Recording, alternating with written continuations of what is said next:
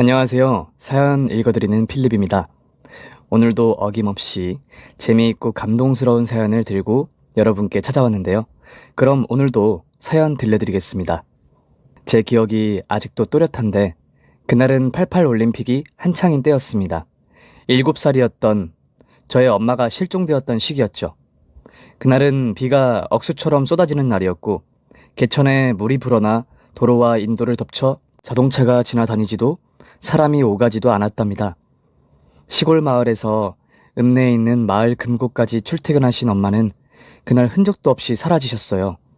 아버지는 늦은 시간까지 물에 잠긴 길을 헤매이며 엄마를 찾아다니셨고 저와 할머니는 오매불망 엄마가 무사히 돌아오기만을 기다렸습니다. 하지만 다음날 아침까지 엄마는 모습을 드러내지 않자 아버지가 경찰서에 가서 실종 신고를 했어요.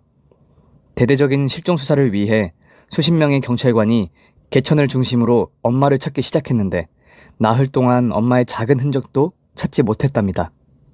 7살이었던 저는 엄마가 실종된 현실을 받아들이지 못해 할머니와 아버지께 "엄마 언제 와요? 몇 밤을 더 자야 집에 오는 거예요?" 하며 엄마를 계속 기다렸고 할머니는 냉정하게 "네 엄마는 이제 돌아오지 않는다. 그러니 엄마 좀 그만 자자." 라고 말씀하셨어요. 하지만 아버지는 "재민아, 오늘은 꼭 엄마를 찾아서 돌아올게. 그동안 할머니 말씀 잘 듣고 있어?" 하고 집을 나가셔서 오랜 시간이 지나면 어깨에 힘이 빠진 채로 홀로 돌아오셨어요. 아버지는 하시고 있던 일을 그만두시고 엄마를 찾는 데에 온 힘을 기울이셨답니다. 실종 전단지를 수천 장 뽑아 지나가는 행인들에게 나눠주며 닮은 사람을 발견하면 꼭 좀 연락 달라며 애원하는 목소리로 부탁했어요. 게다가 신문사에 엄마 사진을 올려 실종자를 찾는다는 기사를 내기도 했답니다. 그런 시간은 반복되었고 거의 초주검이 되어가는 아버지는 5년 동안 하루도 빠짐없이 엄마만 찾아다니셨습니다. 할머니는 그런 아버지를 보며 이제 그만 정신을 차리고 자식 생각하고 제대로 된 삶을 살라고 수없이 말씀하셨어요. 할머니 말씀처럼 제가 12살이 되도록 아버지에 대한 기억은 엄마를 찾으러 다니시고 술에 찌든 모습밖에 없답니다. 아버지는 뒤늦게 깨달으셨는지 엄마를 찾는 걸 포기하고 저를 위한 삶을 살기로 결심하셨어요. 할머니가 저에게 엄마가 필요하니 재혼을 하라며 독촉하셨는데 아버지는 연신 거절하며 그냥 엄마 없이 크도록 하자고 하셨답니다. 저 역시 아버지 생각과 같았어요. 제 엄마가 아닌 아줌마를 엄마로 받아들일 마음의 준비도 되지 않았고 상상도 해본 적이 없어 할머니에게 새엄마와 사는 게 싫다고 아버지 편을 들었죠. 그런데도 할머니는 아버지에게 강압적으로 선자리를 주선했고 억지로 자리에 나가 아줌마를 만나게 되었답니다. 그 아줌마는 결혼을 한 적이 없는 분이었는데 아버지를 보고 반하셨는지 허구한 날 저희 집에 놀러 오셨어요. 어린 나이에도 아줌마가 저희 아버지를 무척이나 좋아한다는 걸 느낄 수 있었죠. 그렇게 아버지를 좋아하고 할머니와 소통도 잘 되고 또 저에게도 상냥하게 잘해주는 분이셔서 어느새 저도 마음이 열렸어요. 그래서 아버지에게 아줌마가 제 엄마가 되면 좋을 것 같다고 말씀드리고 아버지의 새로운 사랑을 응원했답니다. 그렇게 아버지는 저를 위해서인지 당신을 위해서인지 모르겠지만 아줌마와 결혼을 하게 되었고 저희 집에서 같이 살게 되었어요. 엄마를 잃은 지 6년 만이었죠. 집안에서 누군가 웃음소리를 내며 식사를 차려주고 제가 집에 돌아가면 반갑게 맞아주는 사람이 생기니 무척이나 행복했습니다. 저는 새엄마의 밝고 까랑까랑한 목소리가 너무 좋았고 미소 짓는 얼굴도 매우 좋았답니다. 실종된 엄마께 죄송하지만 시간이 흐를수록 새엄마가 더 좋아졌어요. 새 식구가 생겨 할머니도 한층 밝아지셨고 아버지도 집안도 반짝반짝 빛났죠. 그런 행복은 1년 동안 변함없이 유지되었고 날이 갈수록 새엄마에 대한 저의 사랑은 더 짙어지는 것 같았습니다. 하지만 좋은 일이 있으면 나쁜 일도 생기는 법이죠. 실종된 엄마를 5년 넘게 찾아다니시며 매일같이 술만 드시던 아버지에게 간암이 생겼습니다. 초기에 발견했으면 희망이라도 있을 텐데 아버지가 병원에 찾아갔을 때는 이미 암이 몸 전체에 전이 되어 버려서 항암 치료도 의미가 없었습니다. 결국 시한부가 된 아버지는 집에서 남은 생을 보내셨는데 각혈과 구토로 매일 고통스러워하셨어요. 중학생이었던 저는 그런 아버지의 모습이 큰 충격이었어요. 제가 대신 아프고 싶다는 마음까지 들 정도로 보는 내내 가슴이 아팠답니다. 시한부 선고를 받은 지 한 달이 지나자 아버지의 낯빛은 거의 잿빛으로 변해 있었고 피골이 상접한 모습으로 말씀을 거의 하지 못하셨습니다. 그런데 새엄마는 아버지의 암 선고를 듣고 나서부터 많이 달라지셨어요. 한없이 좋은 분이라 당연히 아버지를 간병해 주실 줄 알았는데 나몰라라 내팽개치고 집 밖에서 대부분의 시간을 보내다가 자정이 되어서야 집에 들어오셨어요. 전처럼 엄마 노릇을 해주시지도 않았고 자기만의 시간에 취해 있었죠. 그래서 아버지는 간병인의 도움으로 화장실을 오가고 억지로 죽을 입에 넣고 겨우 넘기셨습니다. 그렇게 아버지는 며칠 뒤 돌아가셨어요. 제가 학교를 갔다가 돌아오니 이미 병원 영안실로 옮겼다고 할머니가 말씀하셨습니다. 어린 나이였지만 상주가 되어 조문객을 받으며 슬픔을 나누었고 눈물을 흘리며 아버지를 그리워했습니다. 명복을 빌며 향을 꺼트리지 않고 좋은 곳으로 가셔서 실종된 엄마와 다시 재회하기를 가슴속으로 빌었어요. 한편 새엄마는 그동안 아버지가 가시는 날까지 모른 척하고 지냈는데 장례를 치르는 동안에는 오열과 통곡을 하셨습니다. 그 모습을 보는데 왠지 연극하는 것처럼 보였고 가식처럼 보였죠. 여하튼 아버지의 장례는 무사히 치르게 되었고 선산에 장지하는 순간까지 아버지가 외롭지 않게 많은 이웃들이 함께 해주셨습니다. 그렇게 다시 집으로 돌아왔는데 새엄마는 여전히 제 엄마로 지내시더라고요. 저는 아버지가 투병 중이실 때 나몰라라 했던 모습을 보고 당장이라도 떠날 줄 알았는데 저희 집에서 저의 엄마로 며느리로 변함없이 자리를 지켰습니다. 그래도 정이 있어서 그런 거라고 생각하고 새엄마한테 서운한 내색을 드러내지 않고 계속 엄마와 아들 사이로 지냈어요. 그런데 엎친 데 덮친 격으로 할머니에게 치매가 찾아왔습니다. 할머니는 아버지의 허망한 죽음에 큰 슬픔을 느끼셨는지 충격으로 기억을 자주 잃으셨고 놀랄만한 행동을 하셔서 저희를 깜짝 놀라게 하셨답니다. 어머님, 또 바지에 오줌을 싸신 거예요? 어머님이 이러면 내가 고생이잖아요. 정말 내가 못 살아. 이 나쁜 년! 네가 내 아들을 잡아먹은 거야. 너만 아니었으면 이런 일이 벌어지지 않았을 거라고. 또 그러세요? 제가 뭘 잘못했다고 남편 죽은 걸 제 탓으로 돌리세요.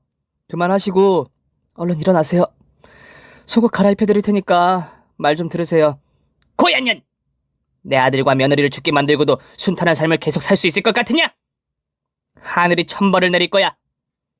할머니는 실종된 엄마도 새엄마의 탓이라며 억지를 부리셨습니다. 그럴 때마다 제가 나서서 할머니를 말렸고 새엄마에게 이해해달라고 부탁의 말을 전했어요. 그런데 새엄마는 할머니에게 받는 스트레스를 저에게 풀기 시작하셨어요. 아무런 잘못을 하지 않았는데 저에게 욕질과 매질을 하셨습니다. 태민이 너 오늘 학교 다녀와서 할머니 방 청소했어 안 했어? 네, 숙제하느라 아직 못했어요. 금방 치우도록 할게요. 이놈의 자식이 엄마 말을 우습게 알아? 안 되겠다. 종아리 걷어. 말 안 듣는 자식놈은 매타작을 해야 정신을 차린다고. 엄마 잘못했어요. 앞으로 시키는 거 잘할게요. 제가 종아리를 걷지 않고 거부하자 엄마는 제 뺨을 갈기며 너! 내가 새엄마라고 무시하는 거지? 그러지 않고서야 엄마가 시키는 일을 그렇게 무시할 수가 있어? 너 같은 놈을 아들로 걷어줬으면 고마워서 매일 절이라도 올려야 되는 거 아니냐? 처녀인 내가 뭐가 아쉬워서 이 집구석에 들어와서 고생인지 원? 하고 몽둥이로 제 등과 엉덩이를 사정없이 때리셨습니다. 새엄마의 잘못된 행동인 걸 인지했지만 소심하고 마음 약한 제가 할 수 있는 건 아무것도 없었습니다. 그동안 할머니가 말려주실 정신이 없으셨기 때문에 매질을 하면 그냥 받아들이고 말았죠. 이후 엄마는 사소한 것으로 저를 많이 때리셨습니다. 아침에 늦잠을 자도 따귀를 때리셨고 제 빨래를 스스로 하지 않아도 손찌검을 하셨죠. 시킨 일을 완벽히 해도 꼬투리를 잡고 스트레스를 풀듯 화를 내고 매를 드셔서 제 중학교 시절은 공포와 두려움이 전부였답니다. 새엄마는 그 정도로 스트레스를 받으시면 그만 집에서 나가 새로운 삶을 살면 될 텐데 끝까지 가정을 지키셨어요. 정말 이상한 일이었죠.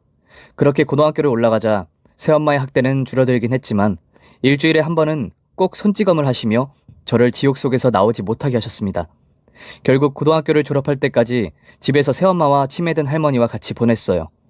그 와중에 공부를 열심히 해서 수능 시험을 치르고 꽤 좋은 점수를 받아 서울에 있는 대학에 들어가게 되었답니다. 하지만 대학 등록금을 지원해줄 사람이 없어서 학교 등록을 포기하고 집을 벗어나 자취를 하며 알바를 시작하게 되었답니다. 저는 이왕이면 시급이 괜찮은 일을 찾게 되었는데 놀이공원에서 동물탈과 옷을 입고 아이들에게 손을 흔들고 사진을 찍어주는 일을 시작하게 되었어요. 일은 재밌고도 힘들었습니다. 땀을 흘려 돈을 버니 뿌듯하기도 했고요. 저는 첫 월급을 타고 본가로 찾아가 할머니와 새엄마에게 용돈을 드렸습니다. 그러자 할머니는 손주가 벌써 커서 돈을 벌고 용돈을 다 주느냐며 감동하셨고, 새엄마는 돈을 10만 원밖에 안 주냐며 볼멘 소리를 하셨습니다. 여하튼 효도한답시고 집 청소도 하고 할머니와 민화투도 하면서 시간을 보내고 있었습니다. 그 시간 새엄마는 베란다에서 전화통화를 하고 계셨는데 뭔가 느낌이 이상해서 커튼 뒤로 몸을 숨기고 통화 소리를 엿들었습니다. 자기야. 나 지금도 치매 걸린 노친네랑 지내고 있어. 노인네가 쥐고 있는 재산을 상속받으려면 죽을 때까지 데리고 살아야 할 것 같아. 죽은 남편하고 혼인신고를 했으니 노친네가 저 세상 가면 시골에 있는 땅 수십만 평이 내 손에 들어온다고. 이 정보를 아는 사람은 나 하나뿐이야. 찌질한 내 새아들은 할머니한테 큰 재산이 있는지도 몰라. 그래서 대학도 포기했다니까? 새아들만 잘 구워 삶으면 나는 수십억 부자가 될 수 있어. 그러니까 내가 이 짓을 계속하고 있지. 나도 자기 보고 싶지. 그런데 새아들한테서 재산을 빼앗으려면 좀 더 기다려야 해. 너무 성급하게 보채지 좀 마. 오래 움츠린 개구리가 더 멀리 뛴다는 말 못 들어봤어? 내가 지금 그 상황이란 말이야. 오늘까지 7년을 버텼다고. 앞으로 한 1, 2년 지나면 노인네 상태가 더 악화될 것 같아. 금방 저승 갈 거라고 믿는다고. 그때가 되면 난 떼부자가 될 거니까 얌전히 기다리고 있어. 대신 다른 년 만나서 바람 피우면 국물도 없을 줄 알아. 이번 주말에 내려와. 자기랑 뜨거운 밤 좀 보내고 싶다. 맨날 노친네 똥내만 맡고 사니까 죽을 맛이야. 내려와서 나 좀 호강시켜주고 가라. 응? 그제야 새엄마의 저희를 알게 되었습니다. 아버지가 시한부일 때 아내의 역할을 하지 않았음에도 끝까지 집에 붙어있던 것과 아버지가 돌아가셨음에도 그대로 집에 머문 이유와 저를 구박하면서까지 이 집에서 버틴 정확한 이유를 알았답니다. 저는 그때서야 할머니에게 그렇게 큰 재산이 있다는 걸 처음 알았죠. 새엄마는 할머니가 가진 재산을 어떻게 알았는지 처음부터 그것 때문에 아버지와 결혼한 것 같더라고요. 충격적인 이야기를 듣고 할머니 방으로 몰래 들어갔고 잠시 후 새엄마와 같은 밥상 앞에 앉았는데 도저히 새엄마의 얼굴을 보지 못하겠더라고요. 그래서 시선을 피하며 억지로 밥을 먹었고 할머니한테는 죄송하지만 불이 나게 집에서 도망치듯 나왔습니다. 저는 새엄마의 뜻대로 할머니의 재산을 빼돌리지 못할 방법을 강구했어요. 하지만 20살짜리가 생각할 방법이 뭐가 있겠어요? 세상 물정 하나 모르니 누군가의 도움을 받아야만 했죠. 그래서 전 처음으로 변호사 사무실을 찾아갔습니다. 제가 겪었던 일과 알고 있는 모든 이야기를 털어놓았는데 2시간 가까이가 되었고 변호사님은 차분하게 제 말에 귀를 기울여 주셨어요. 그러자 변호사님은 재산 상속에 대한 설명을 정확하게 해주셨는데 유산은 직계비속인 저에게 모두 상속된다며 걱정하지 말라고 하셨습니다. 다만 저를 해할 수도 있으니 각별히 조심하라고 일러주셨습니다. 일단 상담을 마치고 나와 다시 서울로 올라간 저는 자취방에 들렸다가 곧장 놀이공원에 출근했네요. 기분이 썩 좋지 않은 상황이라 일하는 내내 새엄마가 기분 나쁘게 자꾸 떠올라서 일하다가 자주 멍을 때렸답니다. 쉬는 시간이 되어 동료와 교대를 하고 한적한 곳에서 바람을 쏘이는데 7살 정도로 보이는 여자아이가 엉엉 울고 있었습니다. 친구야, 무슨 일이야? 엄마 아빠를 잃어버렸니? 네. 엄마는 같이 않았고 아빠랑 둘이 왔는데 손을 놓치는 바람에 잃어버리고 말았어요.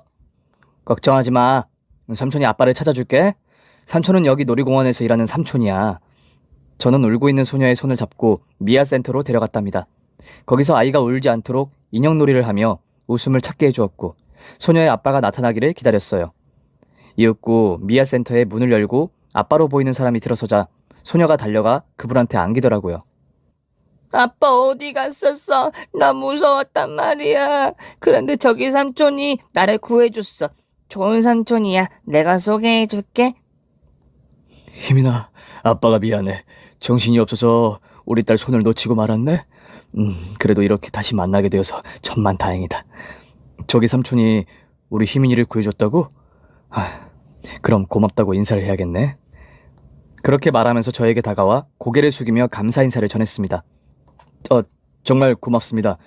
우리 딸 찾아주셔서 고맙고 같이 놀아줘서 고마워요. 아닙니다. 저는 여기 놀이공원 직원이에요. 당연히 해야 할 일을 했을 뿐이에요. 그래도 감사해요. 덕분에 우리 딸한테 삼촌 한 분이 생겼네요. 그런가요? 뭐 어쨌든 너무 다행이에요. 그럼 남은 시간 즐겁게 보내세요. 잠깐만요. 연락처 하나만 알려주세요. 이렇게 만난 것도 인연인데 나중에 제가 밥이라도 한 끼 사게 해주세요. 저는 괜찮다고 손사래를 쳤는데 끝까지 알려달라고 하셔서 핸드폰 번호를 알려드렸습니다.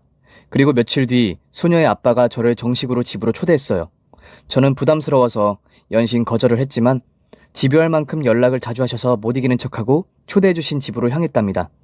그렇게 도착한 곳은 서울의 부자들만 산다는 주택가였어요.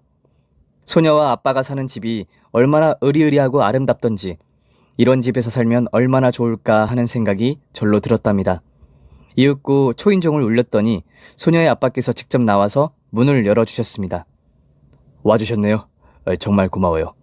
사실 제 딸아이가 삼촌이 너무 보고 싶다고 매일 노래를 불렀거든요. 우리 딸이 청년한테 제대로 반한 모양입니다. 아하, 정말요? 올해 들었던 말 중 가장 기분 좋은 말이네요. 꼬마 아가씨가 보고 싶어 한다니 기대되는걸요? 빨리 들어가서 보고 싶네요. 안 그래도 눈이 빠지게 기다리고 있습니다. 어서 들어오시죠. 대문을 지나 왕성한 나무들을 구경하며 마당을 지나 현관문을 열고 집 안으로 들어갔습니다. 이윽고 꼬마 아가씨가 저에게 달려와 안겼어요. 삼촌, 보고 싶었어요. 그날 삼촌 아니었으면 난 이 집에 없었을 거예요. 에이, 삼촌이 아니어도 다른 사람이 아빠를 찾아주셨을 거야.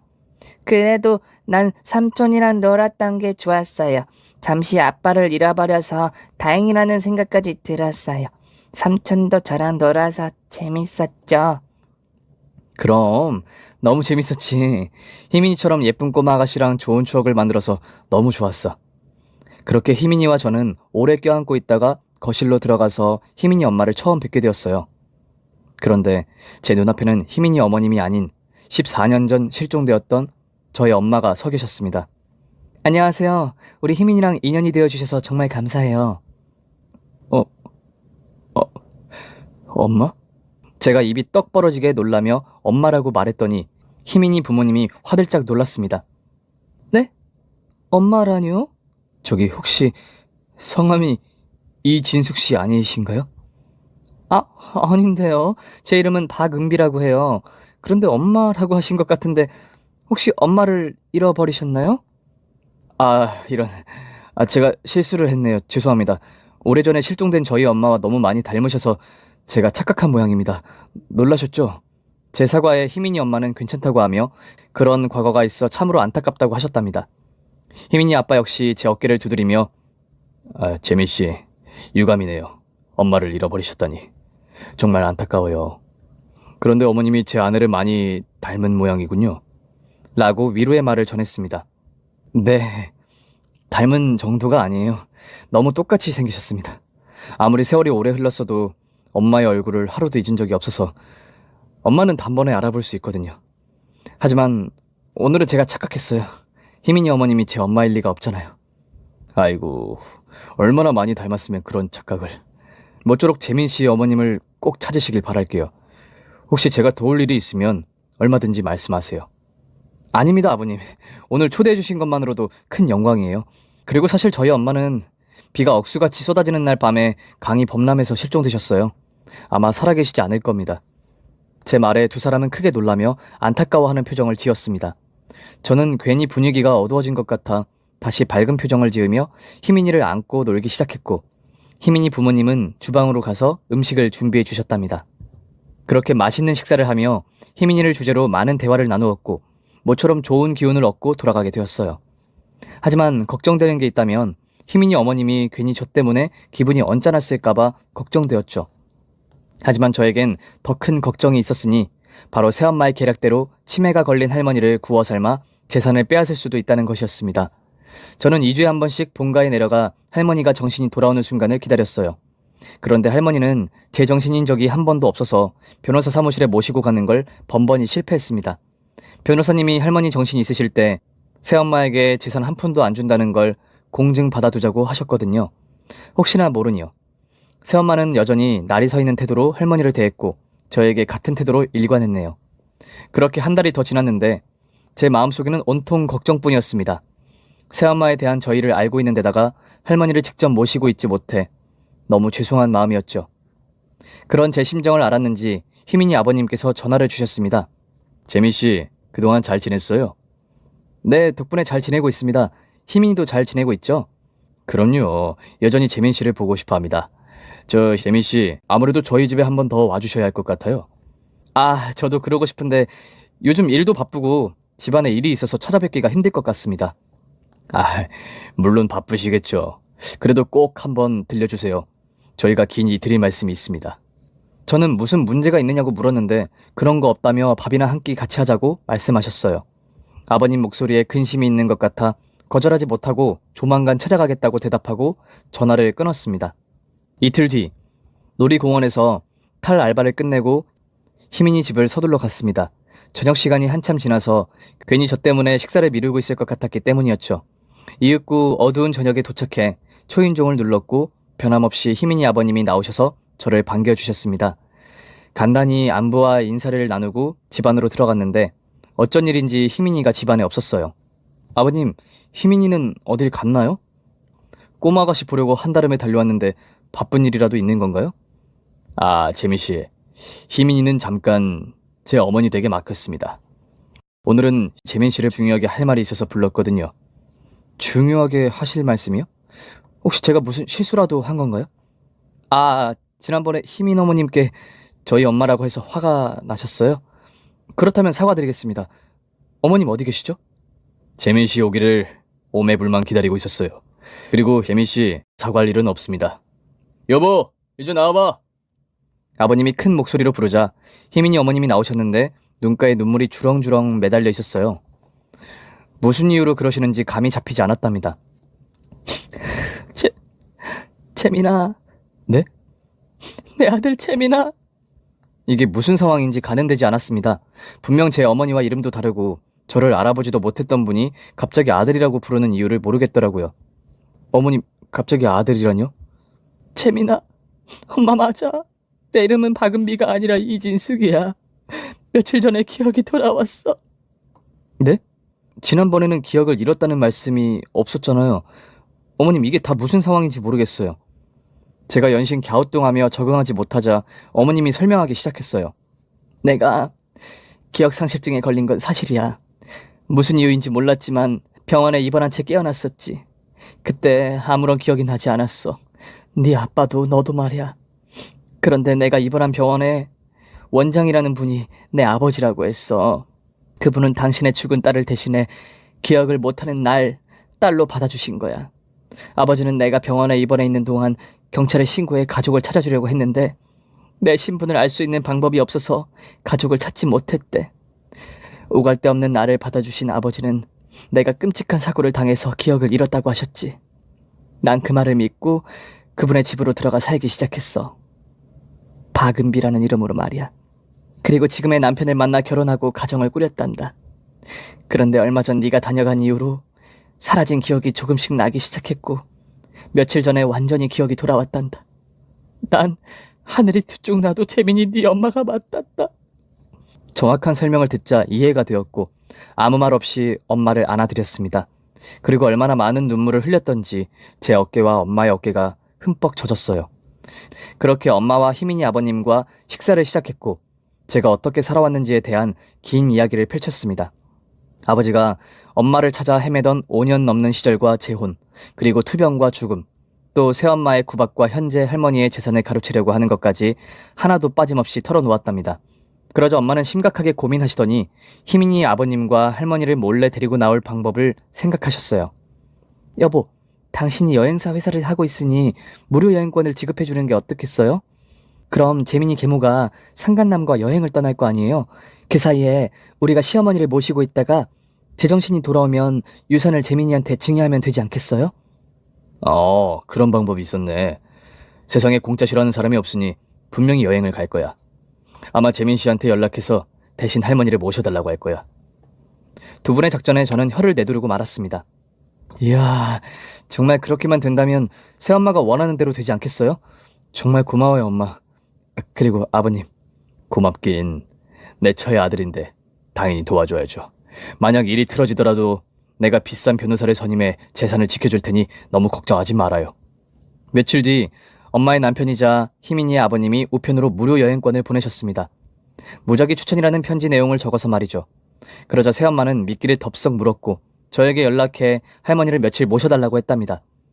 당연히 저는 알겠다고 대답하고 엄마와 아버님과 함께 본가에 찾아갔네요. 이윽고 치매 걸린 할머니의 손을 잡고 눈물을 뚝뚝 흘리며 며느리가 이제야 돌아와 죄송하다고 용서를 빌었습니다. 할머니는 제정신이 아니어서 엄마를 알아보지 못했고 낯선 사람으로 취급하며 자리를 피했어요. 저희는 할머니 곁에 제정신이 돌아오길 기다렸습니다. 엄마는 그동안 할머니 곁을 지키지 못했다는 자책감에 정성껏 할머니를 모셨어요. 그러자 며칠 뒤 엄마의 진심이 통했는지 할머니의 정신이 돌아왔답니다. 네가 왜 여기 있냐? 바람난 년이 뭘 잘했다고 여길 찾아온 거야? 어머님, 그게 무슨 말씀이세요? 바람이라뇨. 정신이 오락가락 하시는 거예요? 아니, 난 분명히 기억해. 네가 다른 남자와 있는 걸 봤어. 새 며느리와 함께 말이야. 그이가 너의 불륜을 목격하고 나에게 알려줬다고. 할머니는 새엄마와 엄마의 불륜 장면을 목격했다고 굳게 믿고 계셨어요. 네가 외간 남자와 식당에서 다정하게 밥을 먹고 있는 걸 봤어. 이웃이었던 새 며느리가 알려주길 아주 오래된 사이라고 했다고. 그 남자 이름이 김청수라고 했던가? 김청수요? 아, 기억나요. 그런데 그 남자는 제가 바람피운 남자가 아니라 제가 마을 금고 다녔을 적에 VIP 고객이었어요. 저한테 여러 상품에 적금을 들어주고 해서 식사를 몇 번 한 적이 있었어요. 새 며느리 말로는 네가 그 남자와 오랫동안 불륜 관계를 지속해왔다고 했어. 난 그 말을 믿고 새 며느리와 가까워졌고 그 애가 내 아들을 짝사랑하고 있다는 걸 알게 되었어. 그래서 난 너를 버리고 그 애를 새 며느리로 받아들이기로 결심했다.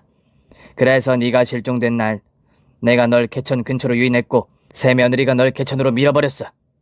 할머니의 말은 충격적이었습니다. 엄마를 불륜으로 의심했던 과거 이야기를 하시며 엄마가 실종되게 만든 장본인이 할머니와 새엄마라는 걸 밝혔답니다. 이에 엄마는 절대 아니에요. 그 여자가 어머님 재산을 탐내고 작정하고 접근한 것 같아요. 지금 그 여자가 어머님 곁에 남아있는 건 어머님이 돌아가시고 재산을 유증받으려고 기다리고 있는 거라고요. 라고 말했습니다. 그럴 리가. 난 그동안 재산이 있다는 걸 아무에게도 알리지 않았어. 재민이도 모르고 있다고. 재민이가 그 여자의 통화 내용을 엿들었어요. 어머님 새 며느리가 상간남에게 어머님 돌아가실 날만 기다린다고 했다고요. 그 여자의 행동이 이상하다는 걸 못 느끼셨어요, 어머님? 이윽고 할머니는 양손으로 머리를 잡고 비명을 지르셨습니다. 그리고 제가 할머니께 차근차근히 새 엄마의 계략을 설명하여 모든 진실을 알게 해드렸답니다. 그러자 할머니는 엄마 앞에 무릎을 꿇고 지난 날에 대해 용서를 비셨습니다. 그때 내가 미쳤었나 보다. 너를 의심하다니.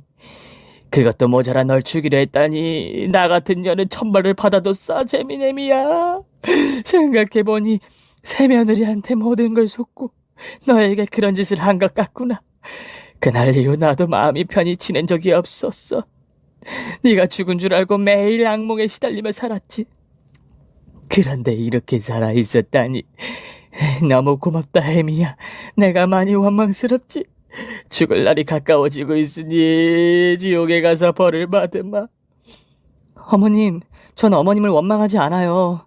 물론 큰 잘못을 하셨지만 그건 모두 그 여자의 계략이었다고요. 저를 밀어버린 것도 그 여자의 짓이잖아요. 그리고 저 그동안 행복하게 잘 살았어요. 재혼도 하고 딸아이도 낳고 말이에요. 그러니 잘못을 빚이지 말고 빨리 모든 일을 바로잡도록 해요. 그 여자를 감옥에 넣고 어머님 재산을 재민이에게 넘겨주세요. 재산? 그건 이미 변호사에게 찾아가 공증했는데 새 며느리한테 돌아갈 재산 따위는 한 푼도 없어. 내 재산은 모두 재민이가 받게 될 거라고. 그 말에 저희 세 사람은 모두 놀랐습니다. 엄마가 언제 그렇게 했느냐고 묻자 정신이 돌아온 어느 날 몰래 변호사를 찾아가서 공증 유언장을 남겼답니다. 결국 새엄마는 아무것도 모르고 할머니 곁에서 머물고 있던 거예요. 여하튼 남은 건 새엄마의 범죄 사실을 밝히는 것이었습니다. 치매인 할머니가 경찰에 신고하면 신빙성이 떨어지는 데다가 정신을 잃으면 조사가 길어질 것 같아 새로운 목격자를 찾아내는 게 관건이었죠. 엄마와 희민이 아버님과 어떻게 지난 14년의 일을 밝혀낼지 의논을 했는데 아버님이 먼저 경찰에 사건을 알리고 공개적으로 목격자를 찾는다고 광고를 하자고 했어요. 덧붙여 사례탐정을 고용해 수사까지 한다고 했죠. 저와 엄마는 당연히 좋은 생각이라고 말했고 바로 실행하기로 했답니다. 그래서 할머니는 엄마의 집으로 모셔가고 마을 여기저기에 14년 전 새엄마가 한 짓을 본 목격자를 찾는다고 현수막을 수십 개 달아놓았어요. 한편 새엄마는 여행을 다녀와 집으로 돌아왔을 때 저와 할머니가 없어서 놀랐는지 바로 전화가 걸려왔습니다. 너 어머님 모시고 어딜 간 거야? 당신한테서 떨어뜨려 놓으려고 다른 곳으로 모시고 왔어요. 뭐? 당신? 너 지금 엄마한테 하는 말버릇이 그게 뭐야? 그리고 치매 있는 노인네들 함부로 데리고 나가는 법이 어딨어? 당장 데리고 돌아와. 아직 사태 파악이 안 됐나 봐요? 길거리에 걸린 현수막 못 봤어요? 무슨 현수막? 당신이 내 엄마를 개천으로 밀어버린 걸 목격한 사람을 찾는다는 현수막. 새엄마는 잠시 침묵하더니 그게 무슨 개벽다구 같은 말이야? 네 엄마 실종된 게 내가 한 짓이라고? 너 지금 소설 쓰니? 난 네 엄마 얼굴도 모른다고.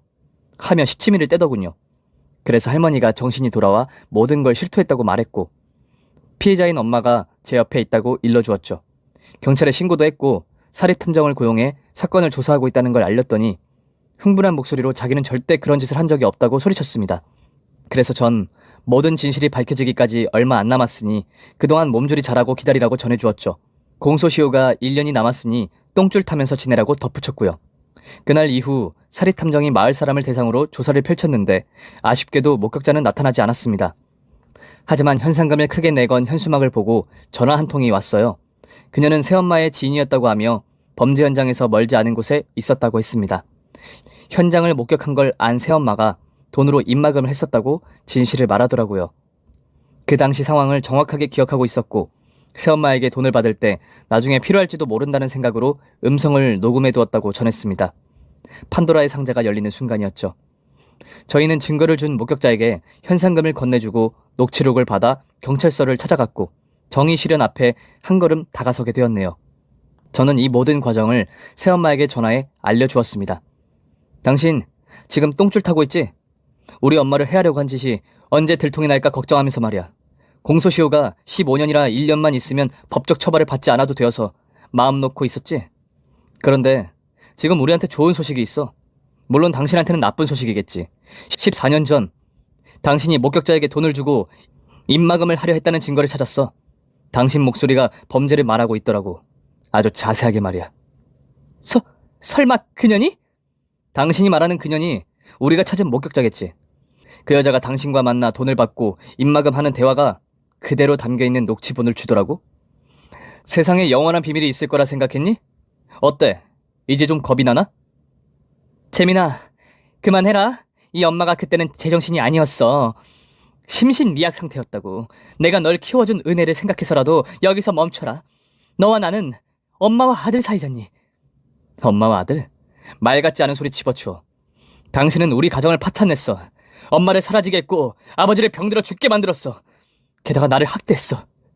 또 할머니를 매일 악몽 속에서 살게 했으니 그에 마땅한 벌을 받아야 해. 재민아, 이러지 말고 만나서 얘기하자. 엄마가 다 설명할게. 설명은 경찰서 가서 하시지. 당신의 남은 인생은 감옥에서 보내게 될 테니까 각오 단단히 해야 할 거야.